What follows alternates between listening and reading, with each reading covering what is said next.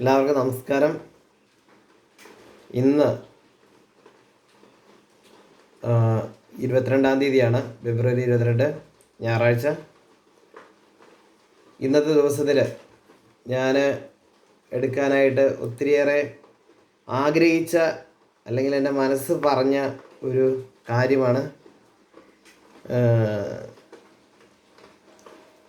പ്രഭാഷകൻ്റെ പുസ്തകം 36 അധ്യായം 5 മുതലുള്ള വാക്യങ്ങൾ. ആദ്യമേ നമുക്ക് 1 മുതൽ ഉള്ള വാക്യങ്ങളൊന്ന് വായിച്ചു നോക്കാം. അതിൻ്റെ ഹെഡിങ് തന്നെ ഇങ്ങനെയാണ്: ഇസ്രായേലിൻ്റെ രക്ഷയ്ക്ക് വേണ്ടി പ്രാർത്ഥന. എല്ലാറ്റിൻ്റെയും ദൈവമായ കർത്താവേ, ഞങ്ങളെ കരുണാപൂർവ്വം കടാക്ഷിക്കണമേ. എല്ലാ ജനതകളും അങ്ങയെ ഭയപ്പെടുവാനിടയാക്കണമേ. അന്യജനതകൾക്കെതിരെ അവിടുന്ന് കരമുയർത്തണമേ. അവിടുത്തെ ശക്തി അവർ ദർശിക്കട്ടെ. അവരുടെ മുൻപിൽ ഞങ്ങൾ അങ്ങയെ മഹത്വപ്പെടുത്തുന്നത് പോലെ ഞങ്ങളുടെ മുൻപിൽ അവർ അവിടുത്തെ മഹത്വപ്പെടുത്തുവാൻ ഇടയാക്കണമേ. ഇനിയാണ് ശ്രദ്ധിക്കേണ്ട വാക്യം: കർത്താവേ, ഞങ്ങൾ അങ്ങയെ അറിഞ്ഞതുപോലെ അവരും അങ്ങയെ അറിയുകയും അങ്ങല്ലാതെ മറ്റൊരു ദൈവമില്ലെന്ന് മനസ്സിലാക്കുകയും ചെയ്യട്ടെ. ഒന്നുകൂടെ വായിക്കാം. കർത്താവേ, ഞങ്ങൾ അങ്ങയെ അറിഞ്ഞതുപോലെ അവരും അങ്ങയെ അറിയുകയും അങ്ങല്ലാതെ മറ്റൊരു ദൈവമില്ലെന്ന് മനസ്സിലാക്കുകയും ചെയ്യട്ടെ. അടയാളങ്ങളും അത്ഭുതങ്ങളും വീണ്ടും പ്രവർത്തിച്ച് അങ്ങയുടെ കരബലം പ്രകടമാക്കണമേ. കോപത്തെ ഉണർത്തി ക്രോധം വർഷിച്ച് ശത്രുവിനെ നിശേഷം നശിപ്പിക്കണമേ. ഇതിനകത്ത് ശത്രു എന്ന് ഉദ്ദേശിക്കുന്നത് ഒരിക്കലും മനുഷ്യരെ അല്ല. പണ്ടത്തെ ഇസ്രായേൽ ജനമായിരുന്നപ്പോൾ അത് മനുഷ്യരെയായിരുന്നു, മറ്റു ജനതയായിരുന്നു ഉദ്ദേശിച്ചിരുന്നത്. ഇവിടെ ശത്രു എന്ന് ഉദ്ദേശിക്കുന്നത് പിശാചിനെയാണ്. നാശം വിധിക്കാൻ വരുന്ന പിശാചിനെയാണ് ഇവിടെ ശത്രു എന്ന് പറയുന്നത്. ശത്രുവിനെ നിശേഷം നശിപ്പിക്കണമേ. വാഗ്ദാനം അനുസരിച്ച് അങ്ങ് കാലത്തെ ത്വരിപ്പിക്കണമേ. അങ്ങയുടെ കരുത്തേറിയ പ്രവർത്തനങ്ങളെ ജനം പ്രകീർത്തിക്കട്ടെ.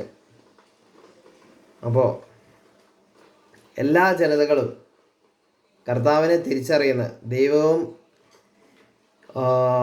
സൃഷ്ടാവും രക്ഷകനുമായി ഏറ്റുപറയുന്ന ഒരു ദിവസം വരും എന്ന് ഞാൻ ഉറച്ച് വിശ്വസിക്കുന്ന ഒരു കാര്യമാണ്. കാരണം എല്ലാ ജനതകളും അങ്ങോട്ടും ഇങ്ങോട്ടും സഹോദരന്മാരാണ്. ഞാനിപ്പോൾ പണ്ട് ഞാൻ പറഞ്ഞിട്ടുണ്ടായിരുന്നു, ഞാൻ ഹിന്ദു ഐഡിയോളജി വിശ്വസിക്കുന്ന ഒരു കുടുംബത്തിലാണ് പിറന്നതെങ്കിൽ ഞാൻ ഒരു ഹിന്ദുവായി ജീവിക്കും. പിന്നെ ഒരു മുസ്ലിം ആണെങ്കിൽ ആ മുസ്ലിം കുടുംബത്തിലാണ് ഞാൻ ജീവിക്കുക. എന്നാൽ ദൈവം എന്നെ ഒരു ക്രിസ്ത്യൻ കുടുംബത്തിലാണ് അയച്ചേക്കുന്നത്, ലോകത്തിലേക്ക് അയച്ചേക്കുന്നത്. അതുകൊണ്ട് ഞാൻ വിശ്വസിക്കുന്നു ഈ ബൈബിളിൽ പറയപ്പെട്ട കാര്യങ്ങളെല്ലാം സത്യമാണ്.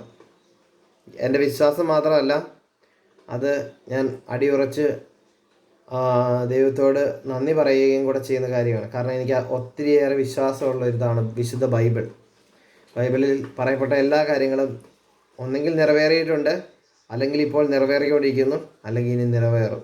അങ്ങനെ പറയപ്പെട്ട കാര്യങ്ങളാണ്. അപ്പം കർത്താവായ ദൈവത്തെ, പിതാവ്, പുത്രൻ, പരിശുദ്ധാത്മാവ്, ക്രിസ്ത്യാനികളുടെ വിശ്വാസത്തെ മാത്രമേ ഇനി ഞാൻ പറയുന്നതുള്ളൂ എന്ന് ബാക്കിയുള്ള കാര്യങ്ങളൊന്നും എനിക്കറിയില്ല, അറിഞ്ഞിട്ടല്ല. പക്ഷേ ദൈവം എന്നോട് പറയുന്നതനുസരിച്ച് എനിക്ക് ചെയ്യാൻ പറ്റത്തുള്ളൂ. ദൈവം ആഗ്രഹിക്കുന്ന സമയത്ത്, വെളിപ്പെടുത്തേണ്ട സമയത്ത് ദൈവം തന്നെ അത് വെളിപ്പെടുത്തി തരും. ഇപ്പോൾ ഞാൻ ആഗ്രഹിക്കുന്നത് ക്രിസ്തു മതത്തിലെ പിതാവ്, പുത്രൻ, പരിശുദ്ധാത്മാവ്, യഹോവ,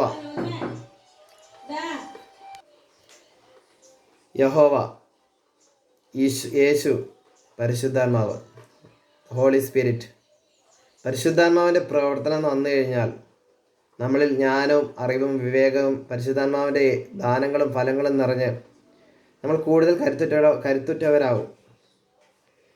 പിന്നെ പരിശുദ്ധാത്മയുടെ ഒരു കൂട്ടും കൂടി ഉണ്ടെങ്കിൽ, പരിശുദ്ധാത്മ നമ്മളിൽ നമുക്ക് വേണ്ടി മാധ്യസ്ഥ അപേക്ഷിക്കുന്നുണ്ടെങ്കിൽ നമ്മൾ കൂടുതൽ ശക്തരാകും.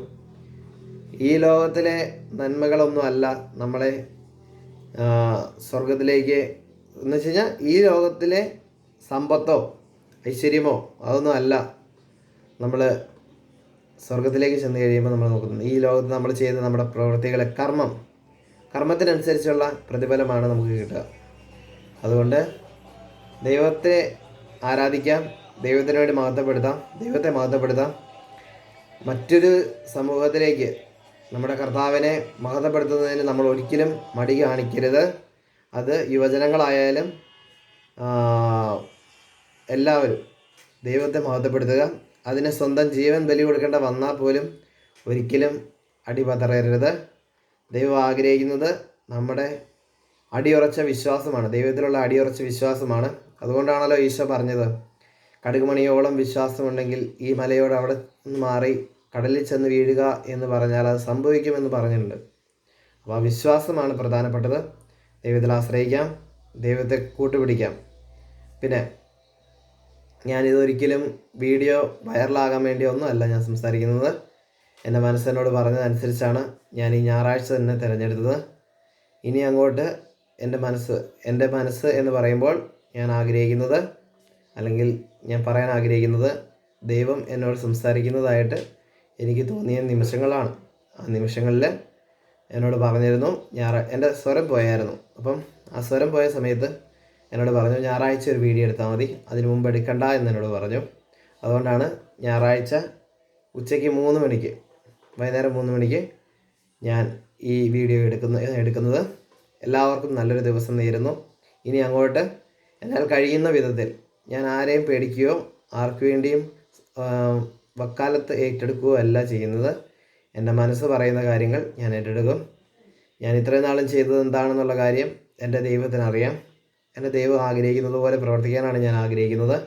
അതുകൊണ്ട് തന്നെ സകലത്തും ദൈവത്തിൻ്റെ കൈകളിൽ ഭദ്രമാണ്, നമ്മളും ദൈവത്തിൻ്റെ കൈകൾ ഭദ്രമാണ്. അതുകൊണ്ട് നമുക്ക് സുവിശേഷം പ്രസംഗിക്കാനായിട്ട് ഒരു മടിയും കാണിക്കേണ്ട ആവശ്യമില്ല. കാരണം വചനം സത്യമാണ്.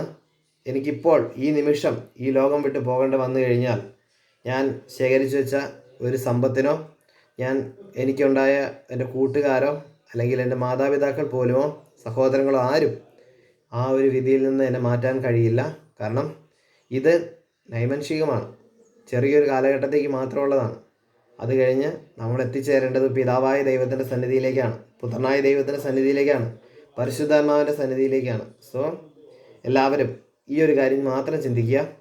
നമ്മുടെ ഈ ലോകത്തെ ജീവിതം മറ്റുള്ളവർക്ക് നന്മയായിട്ട് മറ്റുള്ളവരിലേക്ക് ദൈവത്തെ അറിയിച്ചുകൊണ്ട് ആ ഒരു ജീവിതം മുന്നോട്ട് കൊണ്ടുപോയാൽ നമ്മളോട് ഈശോ പറഞ്ഞിട്ടില്ലേ, മനുഷ്യരുടെ മുൻപിൽ എന്നെ ഏറ്റുപറയുന്നവനെ പിതാവിൻ്റെ മുൻപിൽ ഞാനും ഏറ്റുപറയുമെന്ന്. അതുകൊണ്ട് നമുക്കും അങ്ങനെ ആയിത്തീരാം. ഈ ലോകത്തിൽ നമുക്ക് യേശുവിനെ ഏറ്റുപറയാം. അങ്ങനെയാകുമ്പോൾ ഈ പിതാവിൻ്റെ മുൻപിൽ നമ്മളെ ഈശോ ഏറ്റുപറയും. അതുകൊണ്ട് എല്ലാവർക്കും നല്ലൊരു ദിവസം നേരുന്നു. എല്ലാവരെയും ദൈവം അനുഗ്രഹിക്കട്ടെ എന്ന് പ്രാർത്ഥിക്കുന്നു. ഇനിയും പ്രാർത്ഥനയുടെ ദിവസങ്ങളായിരിക്കും, വചനത്തിൻ്റെ ദിവസങ്ങളായിരിക്കും. ഈ വചനം എനിക്ക് നേരത്തെ കിട്ടിയതാണ് ഈ ദിവസത്തിന് വേണ്ടി പറയാനായിട്ട്. അതുകൊണ്ട് എല്ലാവർക്കും നല്ലൊരു ദിവസം നേരുന്നു, നന്മ നേരുന്നു. ദൈവമേ നന്ദി, ദൈവമേ സ്തുതി, ദൈവമേ ആരാധന. Thank you.